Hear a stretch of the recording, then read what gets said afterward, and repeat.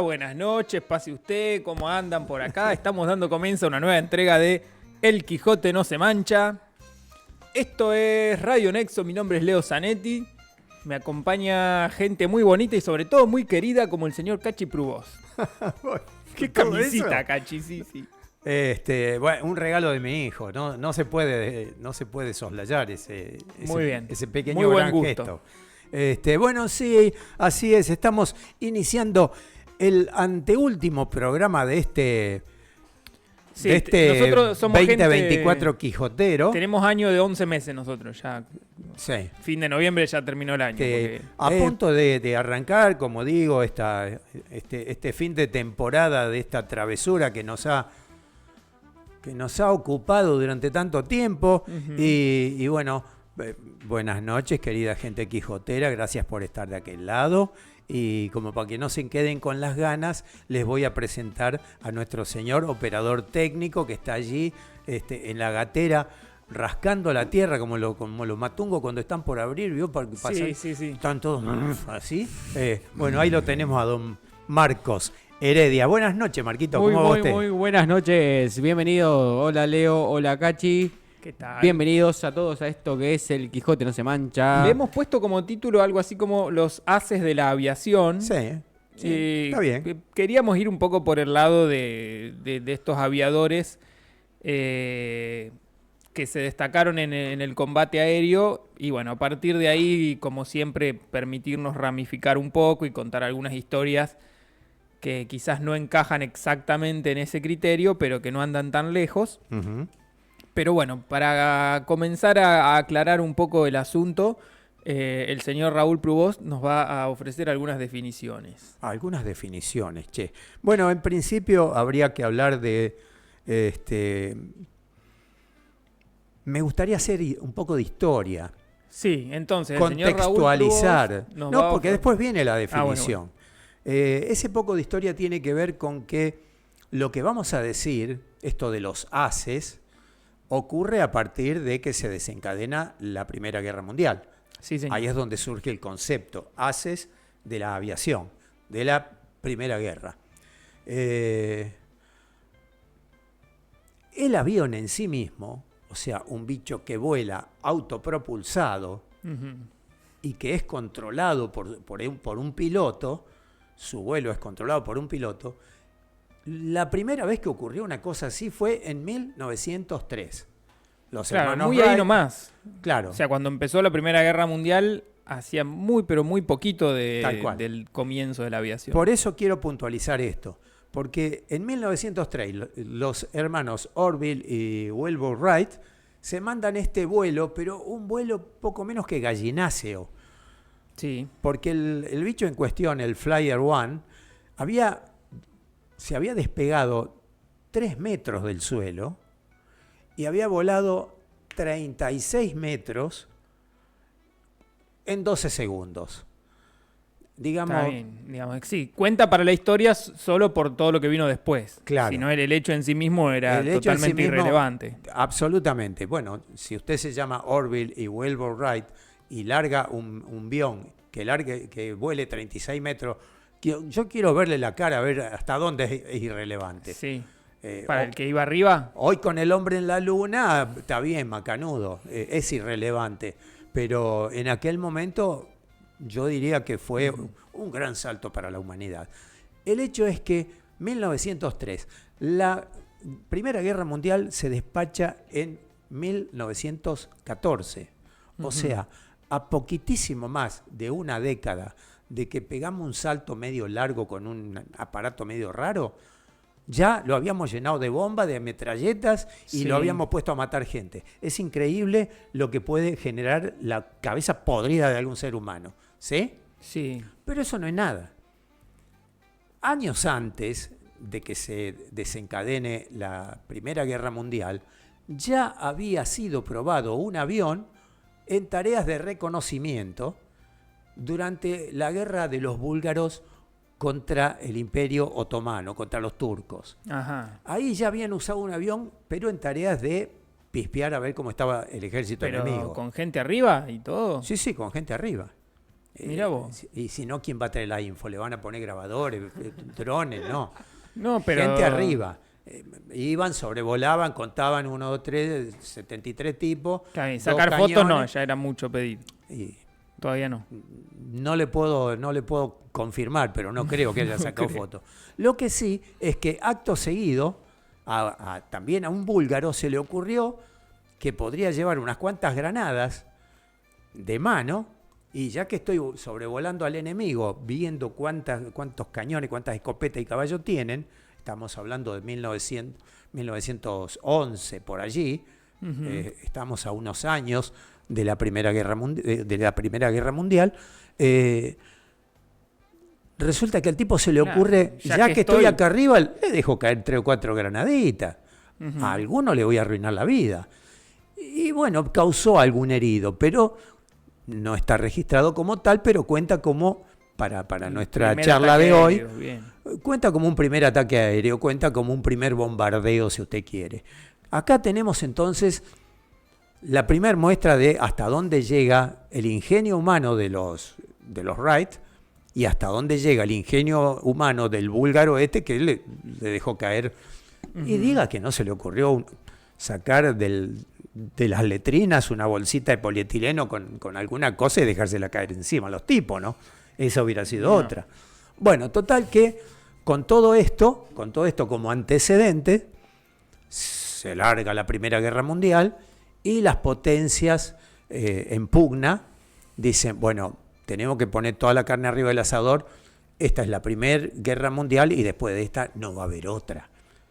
No, Cachi, porque si ya dicen que es la primera guerra es porque ya saben que va a haber otra. No, porque ellos decían, esta es la primera, pero va a ser la primera y la última, porque vamos a aprender de la ingrata experiencia que estamos a punto de afrontar, que cosas así no se pueden repetir entre gente civilizada, caracho. Dijo, qué barbaridad. Exactamente. Bueno, me quedo tranquilo. Entonces. Claro, quédese tranquilo que total esto no se va a repetir. Bueno, entonces empezaron a poner toda la carne arriba del asador. Aparecieron los tanques, una especie de prototanque blindado, artillado, tenía un cañón que tiraba, no sé de qué calibre sería, pero ya para hinchar, hincha. Metralletas, la ametralladora, otro de los grandes debuts de la Primera Guerra Mundial. Venía ya del fines del siglo XIX, por allá. Aparece una metralleta o una ametralladora en la película El Último Samurái, esa que es a palanca, la Gatling. Bueno, algo similar a esto, un poco más chico, un poco más modernizado, pero lo montan también en aviones. Hay todo un lío ahí. La nueva arma modernísima que hace su entrada en la Primera Guerra Mundial es el avión. Y encima, el avión artillado. No se puede pedir más. Tocamos el cielo con las manos, esto es el viaje a las estrellas, la guerra de las galaxias, todo junto. Después había chucherías como por ejemplo el gas mostaza y demás cosas, pero como elemento moderno, ahí tenemos el surgimiento del avión. Y el avión concitó muchísima, ahora ya estoy entrando en el surgimiento del concepto, ¿sí? Ya salimos de la historia del avión y demás, ahora vamos a entrar en cómo va surgiendo el concepto.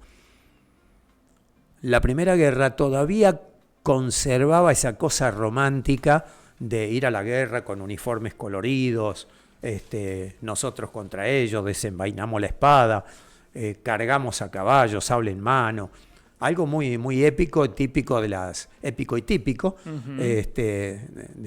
muchas películas que hemos visto. Pero claro, resultó que la Primera Guerra Mundial ya planteaba otras modalidades, otros teatros de operaciones, la famosa guerra de trincheras en la cual podían estar matándose 20.000 tipos para ganar 3 metros de terreno. Y nos damos cuenta de que hay cosas que van quedando perimidas. Por ejemplo, con el advenimiento de la ametralladora y del tanque blindado y artillado, ¿qué hacemos con un sable y a caballo? Sí, el caballo medio...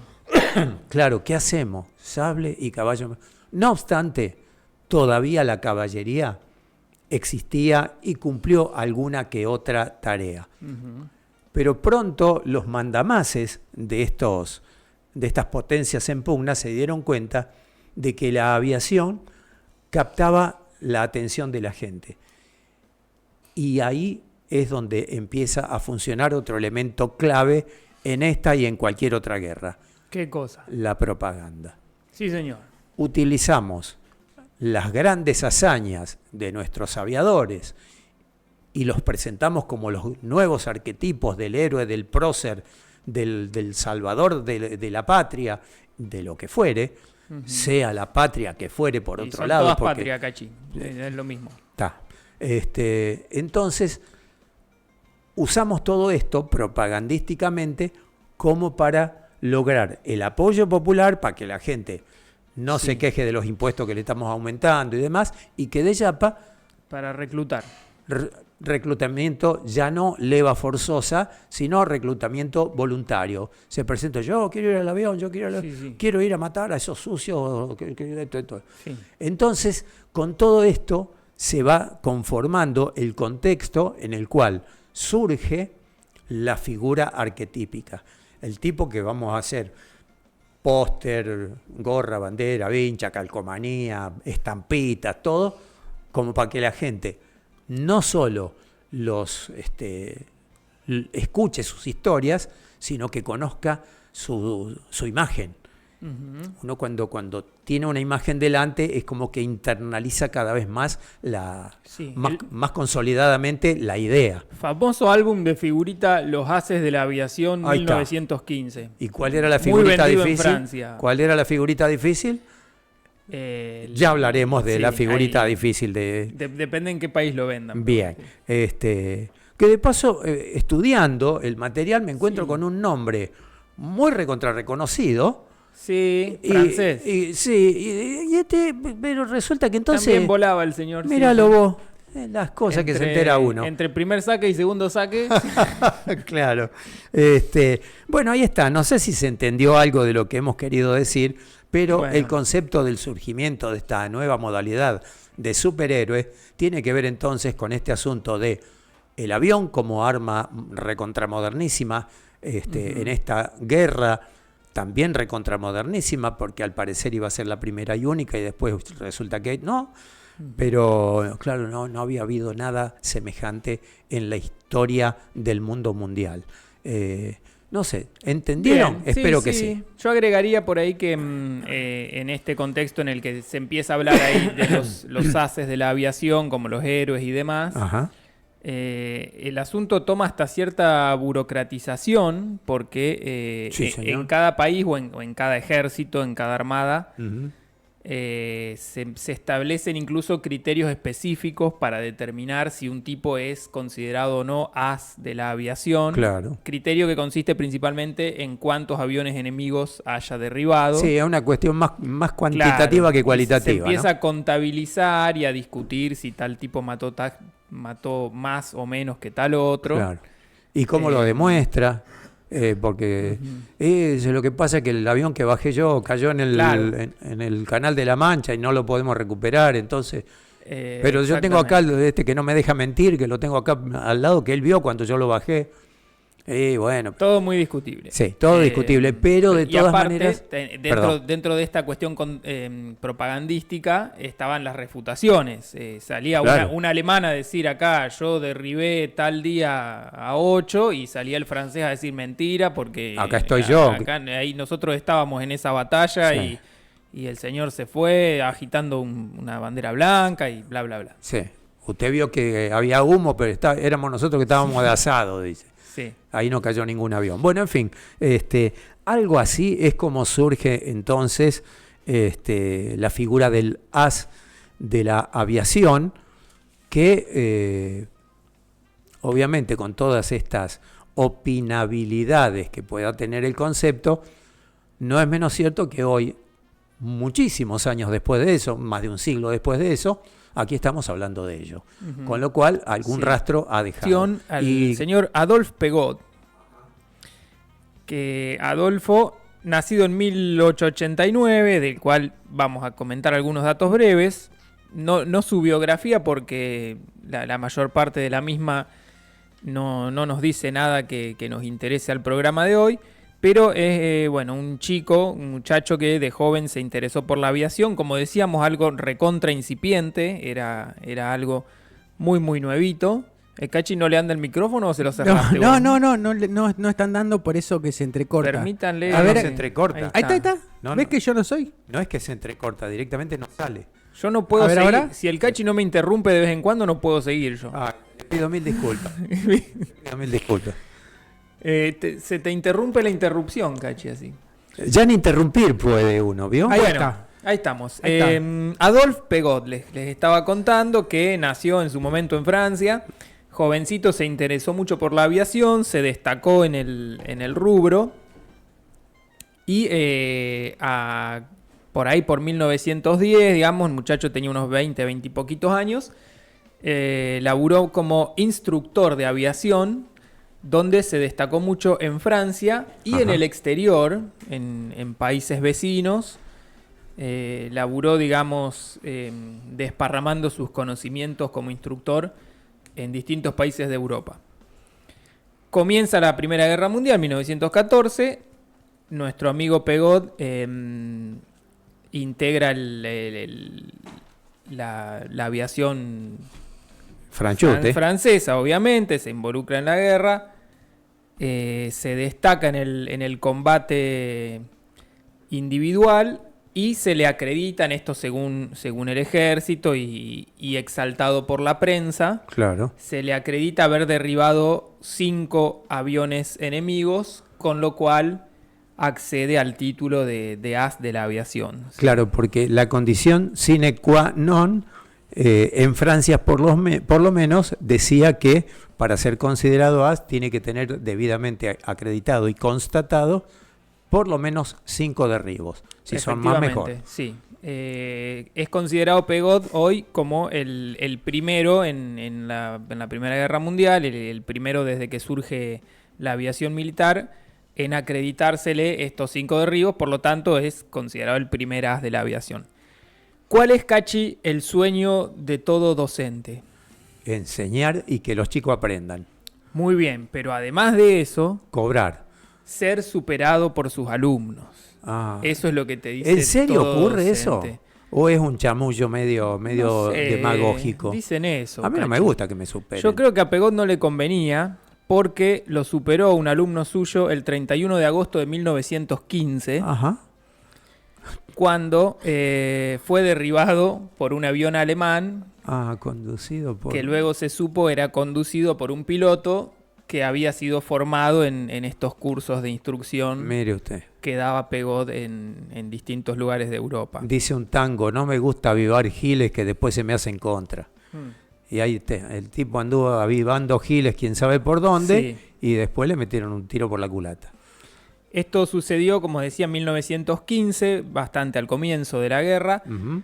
Pégot tenía 26 años y era ya un aviador muy reconocido en toda Europa. Un veterano, digamos. Y de hecho, la misma aviación alemana, al enterarse de la muerte de Pégot, dejaron caer desde un avión una corona de flores Mire qué lindo. sobre la línea francesa Ajá. a modo de homenaje.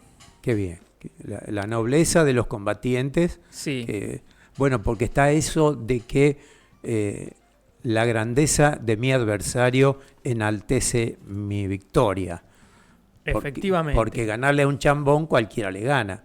En cambio, abatir a un grande enaltece la victoria de la cual me estoy ufanando de alguna manera, y la mejor forma de reconocer la grandeza del oponente es rendirle un homenaje humilde, entre comillas, y medio de canuto, ¿no? Es verdad, Cachi, estoy de acuerdo. Mire usted. Bueno, esa fue la breve historia de Adolphe Pégot, que duró solo hasta 1915 en la guerra, pero llegó a destacarse como el primer as de la aviación. Bueno, pero hay un pequeño después de este asunto. ¿En qué? ¿Con Pegod? Con Pegod. ¿Qué pasó Con después? Yo no me enteré, Cachi. Con Pegod y con su derribador, con su asesino, si usted quiere, o con su vencedor. Mirá vos, yo no vi la parte 2. A ver, contame. Claro, esa es la parte 2 de la peli, la segunda temporada. Eso por no pagar la suscripción me pasa. Claro, al parecer el tipo que lo manda a tierra, a Pegod, es un tal Otto Kandulski, que no tiene nada que ver con Kandinsky, que estaba pintando cuadritos en ese momento. Es verdad. Este Otto Kandulski, que era el alumno que termina dando por tierra con su maestro, apenas 2 semanitas después de haber protagonizado este hecho bélico de Campanillas, es derribado.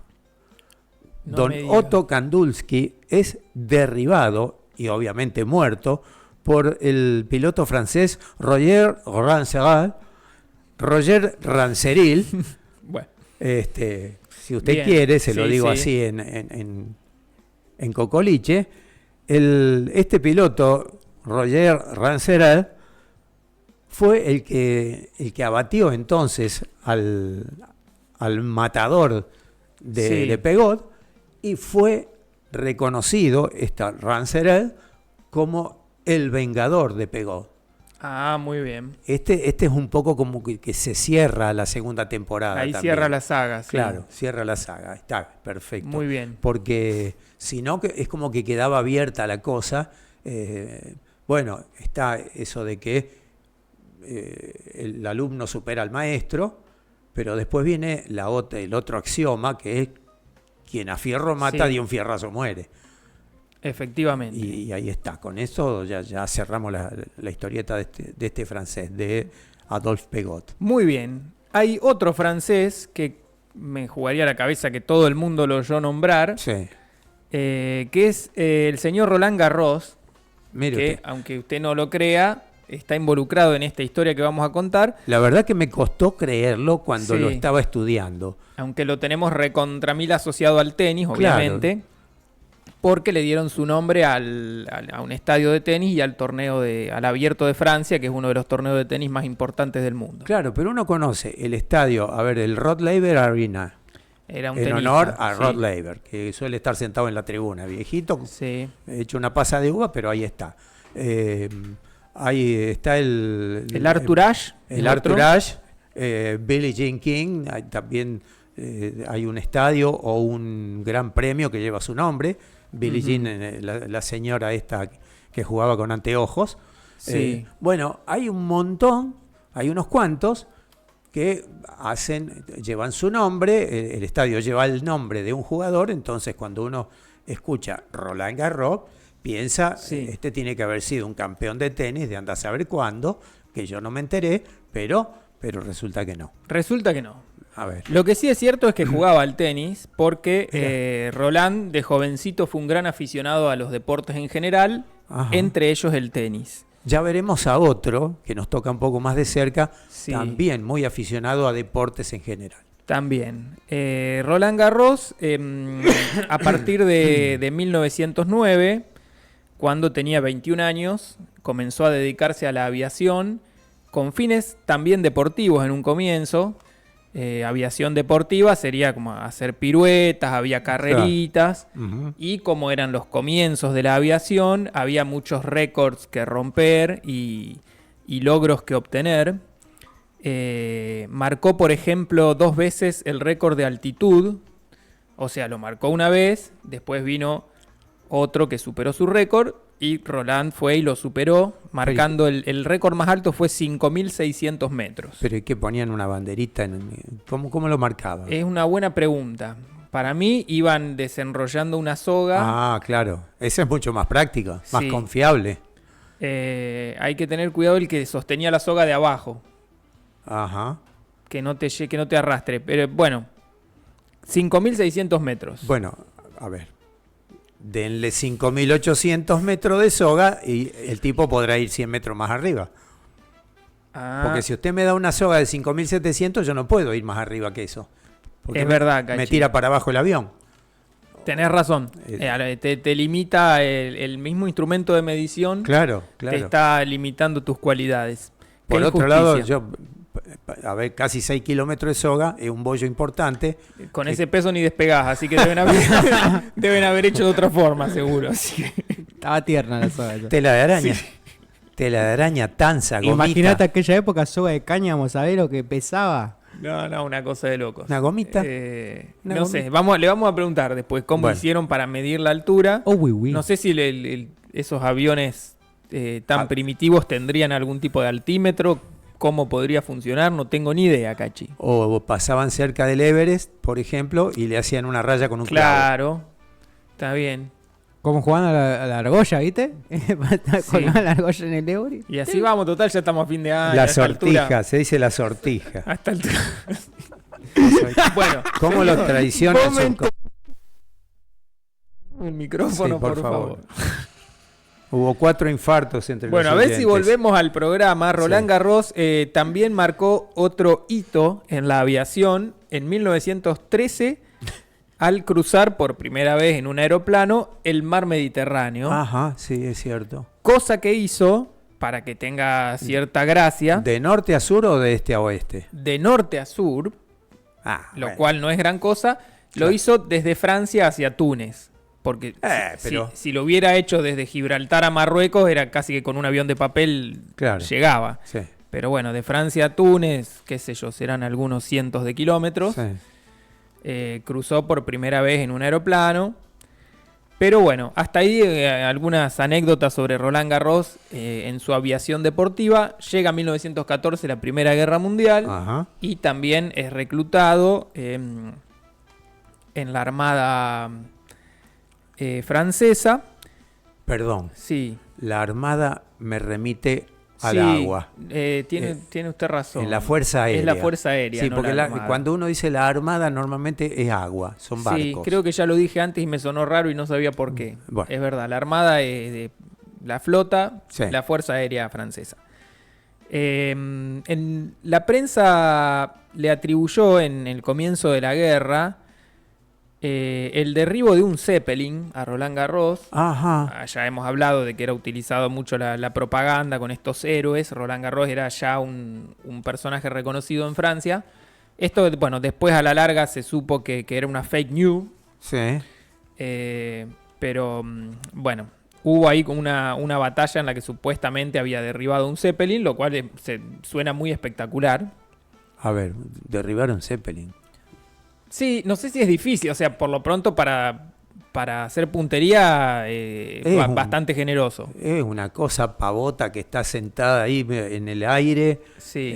Que está esperando que venga alguno y que lo baje de un tiro, que se le inflame toda esa cosa. Bueno, pero espectacular es, como sabrá cualquiera que haya visto las imágenes de la caída del Hindenburg. Sí, sí. Espectaculares. Sí. Bueno, la cuestión es que no era cierto esto, pero sí es cierto que Roland Garros se destacó mucho en la aviación y participó junto con ingenieros franceses en el desarrollo de los primeros prototipos de sincronizadores para las metralladoras. Sí. Porque, bueno, sucedía esto que... Incluso creo que no lo dijimos, pero los primeros combates aéreos eran de tipos que iban en un avión y con una pistola tiraban, digamos. Después va surgiendo el equipamiento para el armamento específico del avión. Sí, de hecho, los primeros bombarderos, sí. El piloto, bueno, por otro lado, era un solo tipo. No había aviones que puedan cargar 2 personas y encima con bombas y qué sé yo. Eso es un peso que todavía estas máquinas no podían transportar. Entonces el tipo iba sentadito ahí, en la mano llevaba la palanca de dirección y en la otra mano tenía una especie de cajón de vino entre las gambas, y con la otra mano agarraba de la cola una bomba y la dejaba caer. Efectivamente. Como quien tira una bolsita usada por la ventanilla del auto, que es algo que no se debe hacer bajo ningún concepto. De ninguna manera.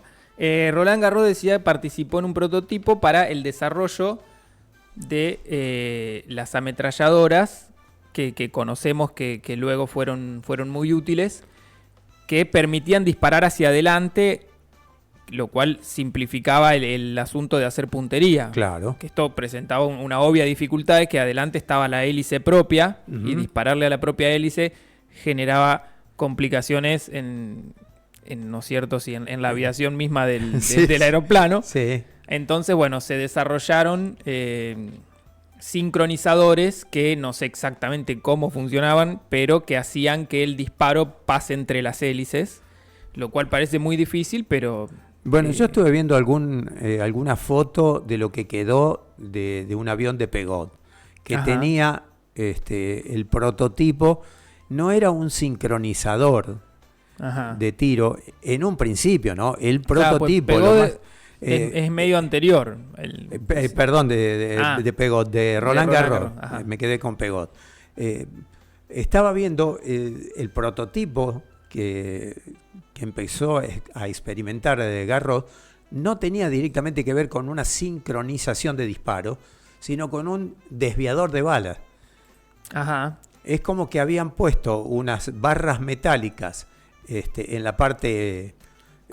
Casi un refuerzo para la hélice. Una especie de refuerzo, donde si eventualmente pegaba una bala, se desviaba y no ocasionaba la rotura de la hélice. Eso fue un primer intento, y luego sí vinieron cosas más serias, digamos, más complejas, que tenían que ver con sincronizar la cadencia de tiro de las ametralladoras con el giro de las hélices. ¿Qué problema había? ¿Por qué Roland Garros tuvo que recurrir a este desviador de balas? Es que las metralletas eran prácticamente tan incipientes como, como los aviones mismos. Y entonces no tenían una cadencia de tiro regular como para poder sincronizar realmente el giro de la hélice con la salida de las balas de la ametralladora. Es todo un lío, y más si uno está arriba solito ahí en la Carlin. Bueno, para colmo, con este prototipo Roland Garros fue a parar en un aterrizaje forzoso tras líneas enemigas. Sí, señor. Con lo cual resultó capturado y no hizo tiempo a cumplir lo que debía haber hecho en esa circunstancia, que era destruir su avión antes de que lo capturen los alemanes. A partir de ahí se especula, todo en el terreno de la posibilidad, con que este prototipo de Roland Garros que capturaron los alemanes les habría servido para lo que sí se sabe y es un hecho, que un año y pico después ya los alemanes empezaron a utilizar un sistema mucho más avanzado que les dio una buena ventaja durante un tiempo, hasta que después los aliados también lo copiaron. Diseñado este nuevo sistema por Anthony Fokker, que bueno, en lo que es aviación alemana, el apellido Fokker, a partir de los Fokker Bulls y demás, es una especie de ícono de lo que tiene que ver con la fabricación de aviones y sus accesorios. Bueno, y Roland Garros fue a parar a la prisión, estuvo en un campo de concentración, un campo de prisioneros, del cual escapó en 1918. Escapó. Año en el que le pasaron muchas cosas a Roland. En febrero se escapó del campo de prisioneros. Sí. En octubre, el 2 de octubre, volvió a derribar aviones alemanes. Se le acreditan 2 victorias. Y el 5 de octubre fue derribado en combate y fallecido. 5 de octubre de 1918. ¿A la edad de? A la edad de 30 años. Mira, palman jóvenes los muchachos aviadores, che. Sí. Y bueno, a partir de ahí, como sabemos, se le rindieron homenajes varios. Ajá.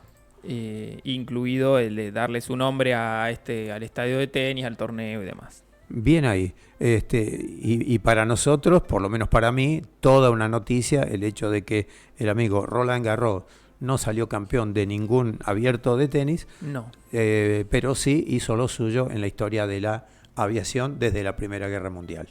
Ojo, Bueno, vamos a hablar sobre el señor Manfred von Richthofen, Sí. que es el legítimo, el único, el incomparable Barón Rojo. As de Ases. Der Roten Baron, el Barón Rojo. Don Manfred von Richthofen, el as de ases, tal mejor imposible Sí. para describirlo. Nació por allá por 1892 en una zona de Silesia, mejor dicho, en la región de Silesia, que hoy es Polonia, y que en aquel momento era el Imperio Austrohúngaro o algo por el estilo, porque todavía no teníamos la división política que conocemos actualmente en la actualidad actual. ¿Sí? De acuerdo. Entonces, Silesia, concretamente la ciudad de Breslavia, todo hoy el mapa de Polonia.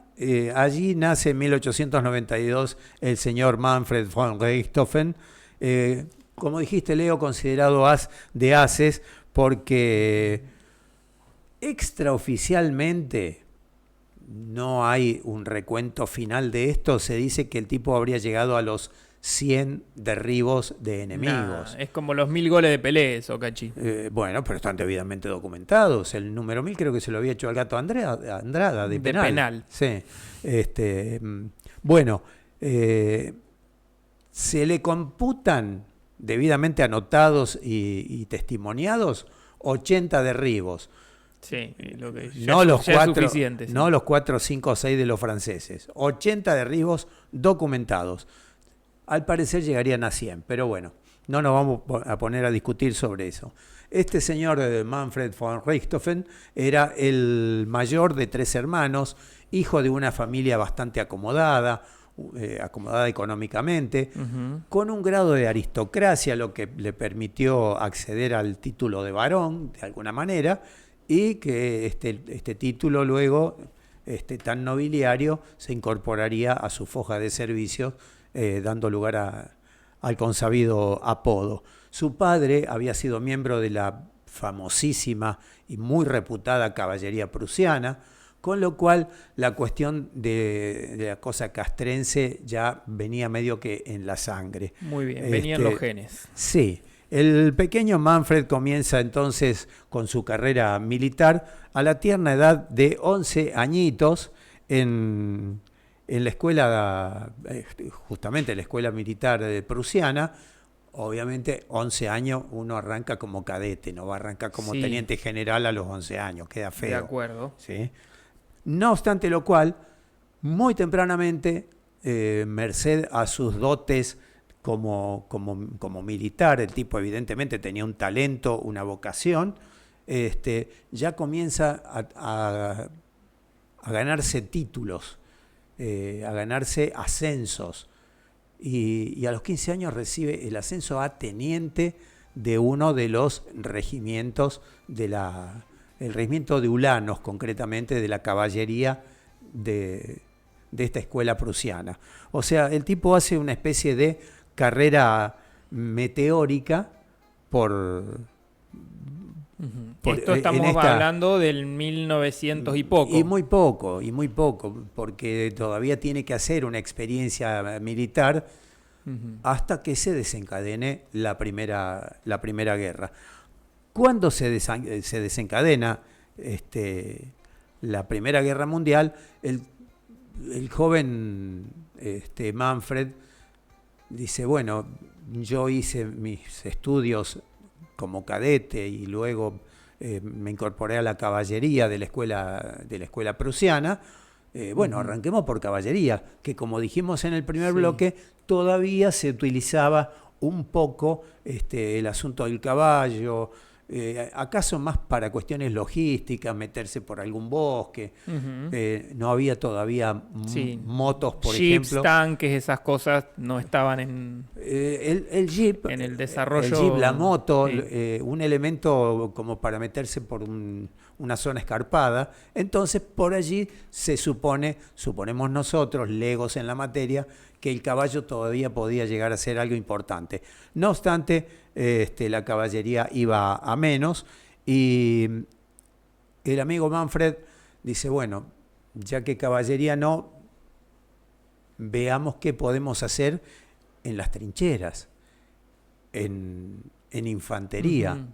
Y bueno, es como que pide el traslado a infantería y se da cuenta que en infantería la cosa es muy fea. Sí. Tenés que vivir enterrado en el barro, lloviéndote bombas continuamente, estás metido entre ratas, muertos, gente histérica, balas que vuelan por sobre tu cabeza y no podés asomar el morro de la trinchera porque te lo vuelan.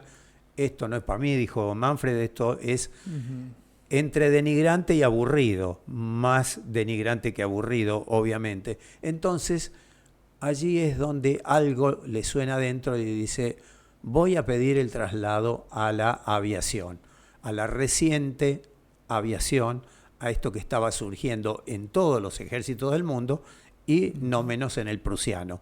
No estamos hablando de una Alemania todavía como la conoceremos en la Segunda Guerra Mundial. Esto todavía es una parte de lo que luego sería Alemania, que es Prusia.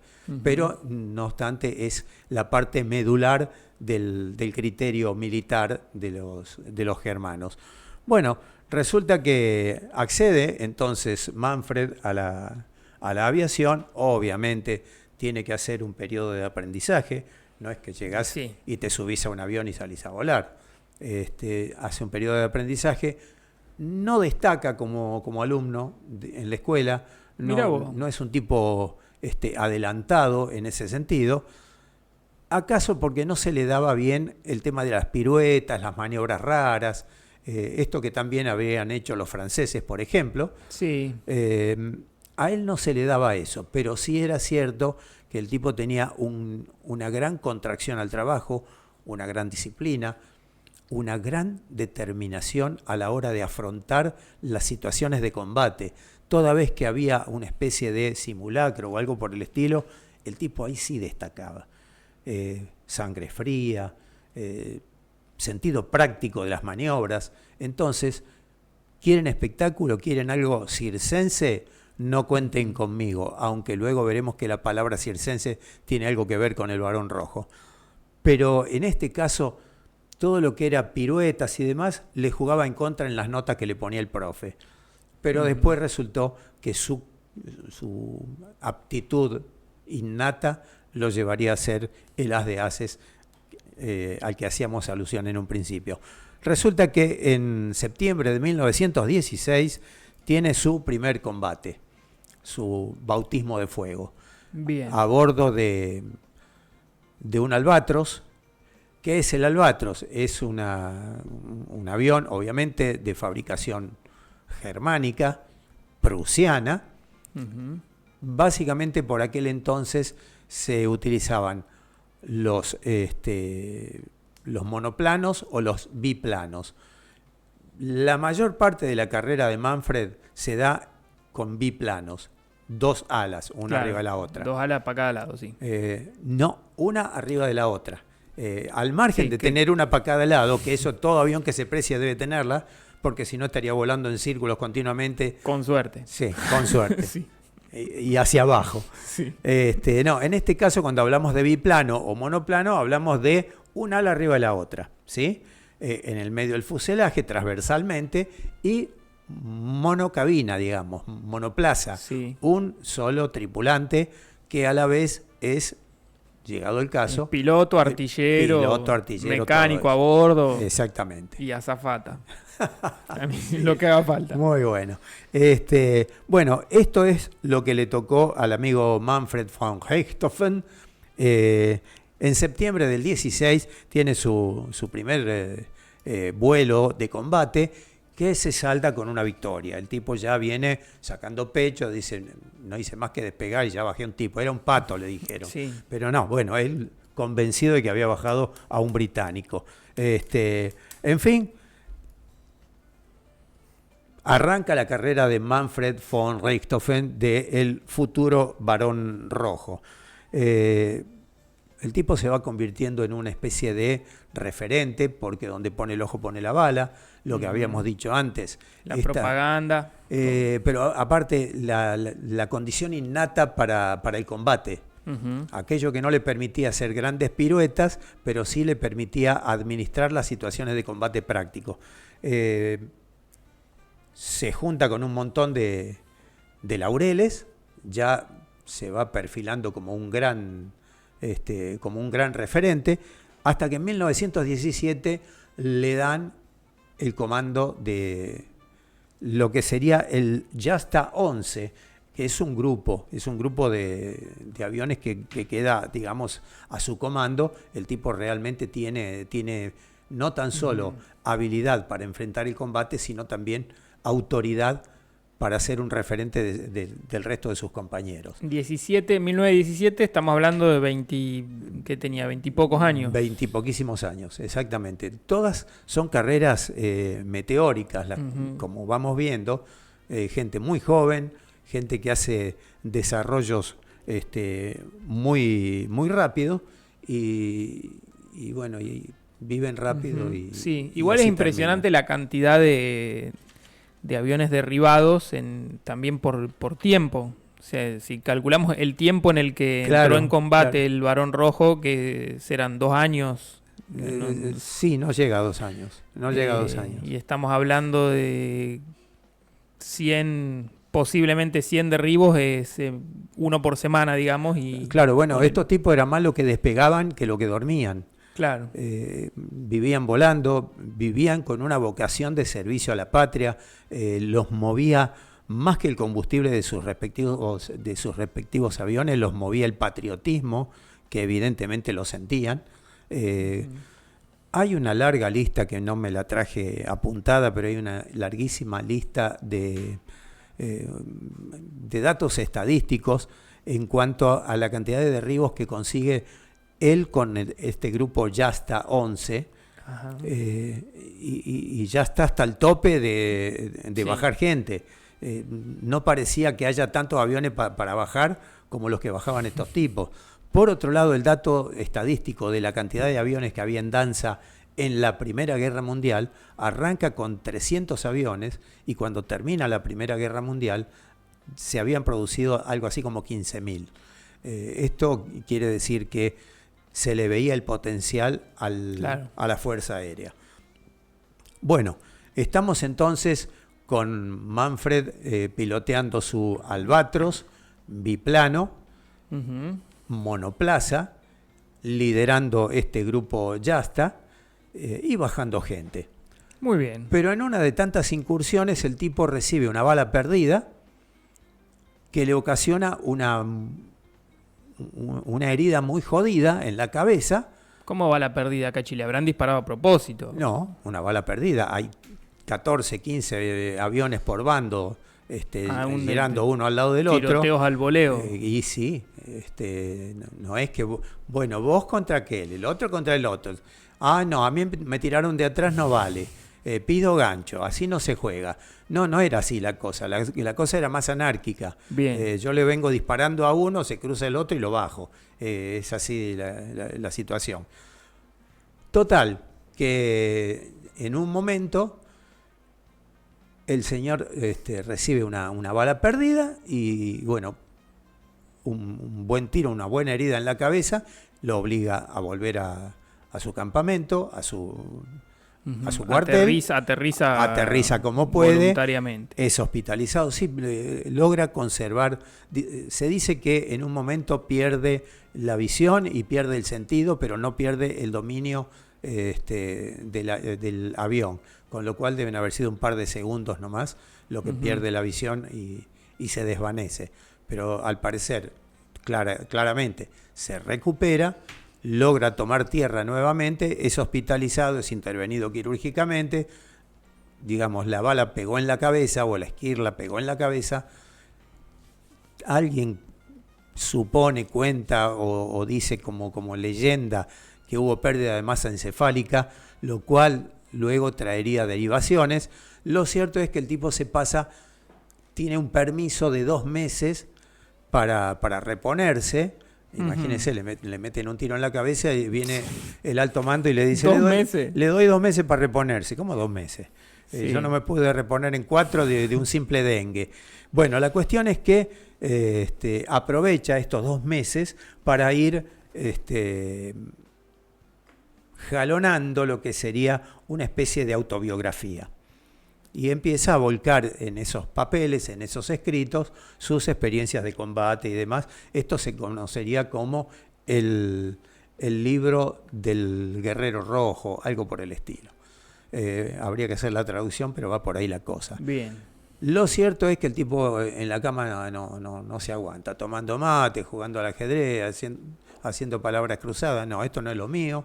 Y aún con la cabeza vendada y en un proceso todavía de recuperación, vuelve a volar. Antes de los 2 meses. Antes de los 2 meses. Hay quien dice que fueron 19 días los que pasó inactivo. A mí me parece muy poco. Pero en fin, 19 días, 20 días, un mes, 2 meses, lo que sea, el tipo vuelve, pero vuelve ya no en un albatros, sino que le dan un aparato experimental, que era el Fokker DR-1, un triplano, un avión de 3 alas, que sería el icónico avión con el cual se conocería al Barón Rojo.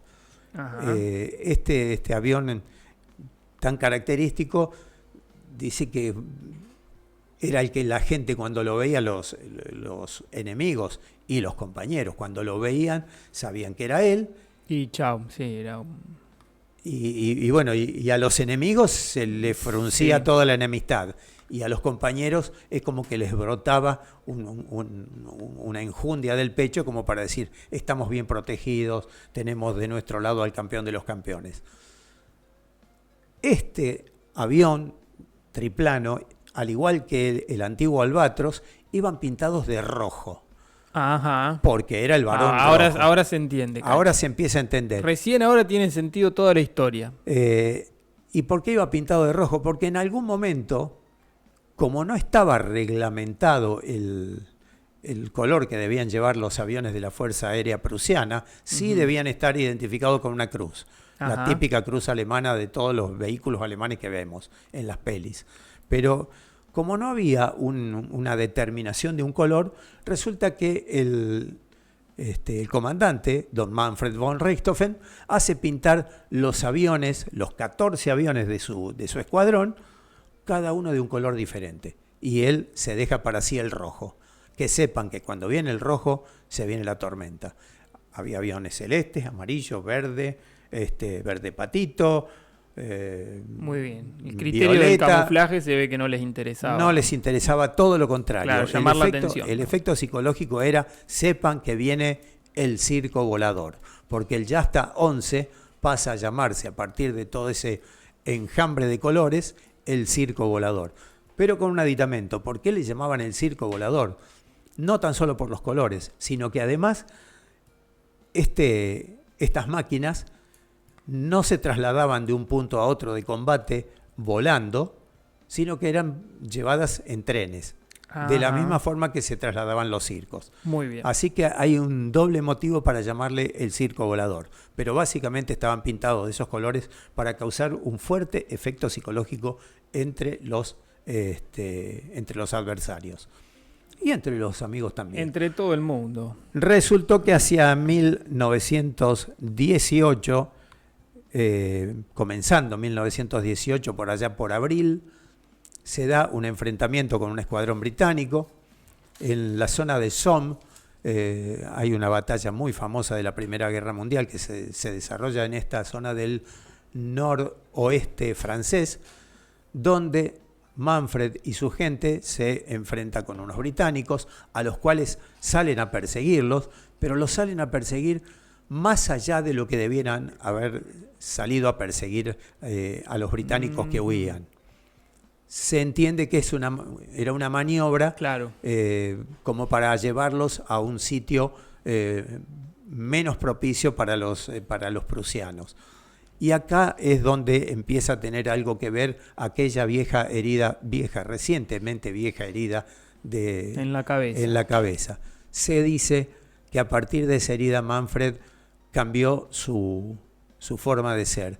De ser un héroe aguerrido y arrojado, pasó a ser una especie de loquito de la guerra.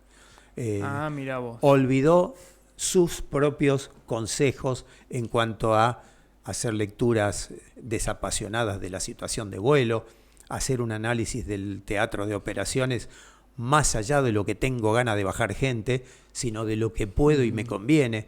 O sea, no hizo lo que hizo Scaloni anoche con la selección. Hizo un partido como el que había que hacer, sin arriesgar mucho. Bueno, en realidad Manfred arriesgó más de la cuenta. Sí, cierta sensación de inmortalidad, ya me pegaron un tiro en la cabeza y Sí. acá estoy, así que... Pero algo debe haber cambiado porque se convirtió en un personaje, antes era simpático, dentro de lo que puede ser simpático un prusiano, ¿no?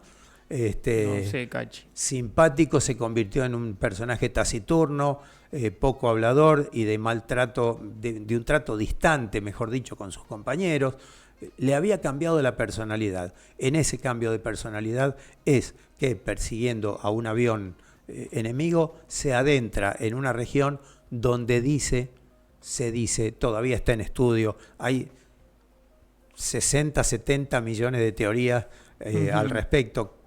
¿Qué bala fue la que lo bajó? Lo cierto es que una bala de calibre 770 le perfora el tórax, al parecer tiene orificio de salida en una de las axilas. No se entiende bien qué avión pudo haber disparado una bala de este calibre. Sí es consistente con el calibre de las balas que disparaban los francotiradores desde tierra. Ajá. Hay un grupo de canadienses y otro grupo de australianos aliados de los británicos que estarían esperando a la formación alemana que vendría persiguiendo a los británicos que huían de este eventual ataque contra los aviones alemanes. Matado desde tierra. Al parecer la bala procedía de tierra. Se dicen cosas, no hay nada cierto.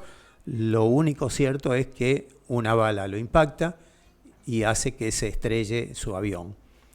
Cae en un campo de remolachas, en el noroeste. Bueno, cae en un campo de remolachas, con lo cual terminó todo pintado de rojo. Y sí, ¿dónde iba a caer? No, podría haber caído en la ribera de un río. Había un río cerca, el río Somme. Cae en un campo de remolachas.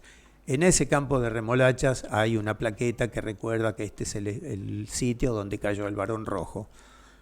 Cuando el Barón Rojo cae, obviamente los que van a reconocer el avión siniestrado son sus rivales. Uh-huh.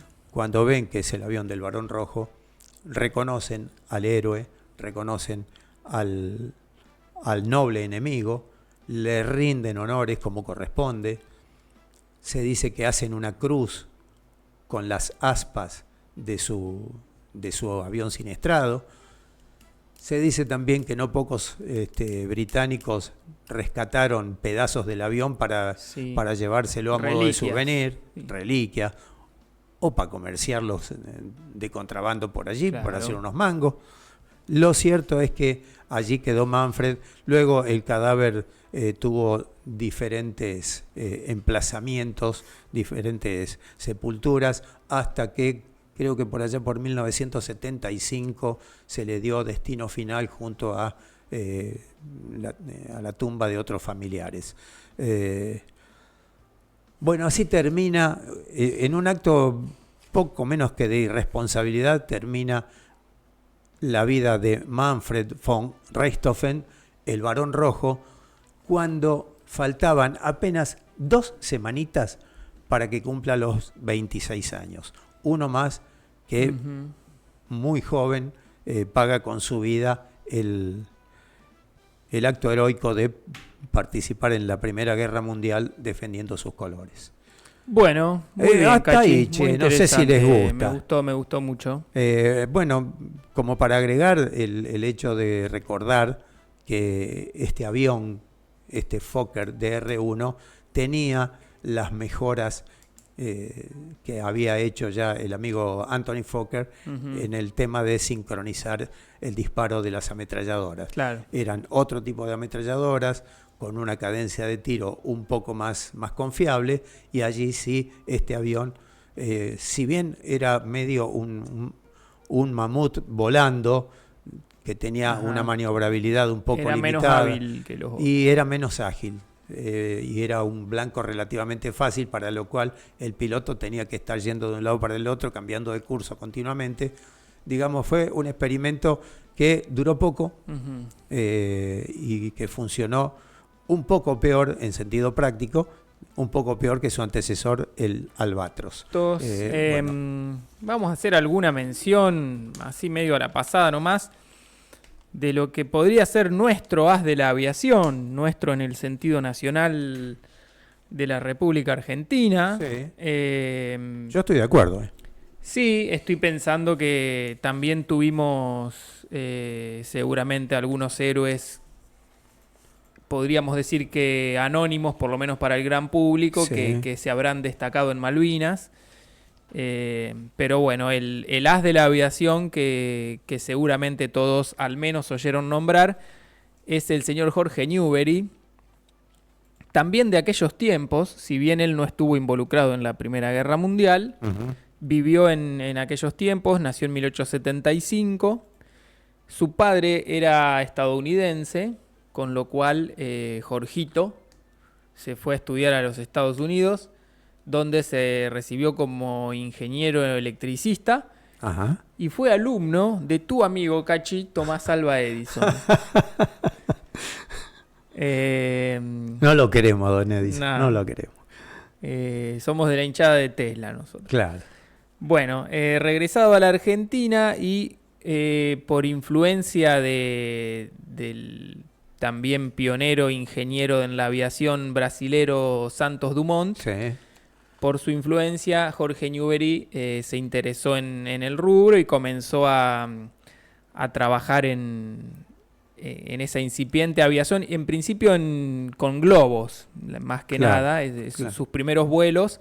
Él laburaba tanto como ingeniero, tanto famoso pampero. en la fabricación como piloteándolos. Claro. Hay un Hay globo, hay sí. que decir que el amigo don Jorge Newbery era lo que podríamos llamar un diletante, un playboy, uno de estos, tengo plata y tiempo, hago lo que quiero, y se anotaba en todas. Sí, también tenía Boxeo, mucho deporte. esgrima, carrera, pedestrismo le llamaban en ese tiempo, algo por el estilo. Ujú. Bueno, viajes en globo. Sí, el Una de cada pampero cosa. que vos nombrabas recién es el globo con el cual cruzó el Río de la Plata. Ajá. En algún tiempito después, en ese mismo globo, el pampero, fallece su hermano, que me anoté por acá el nombre,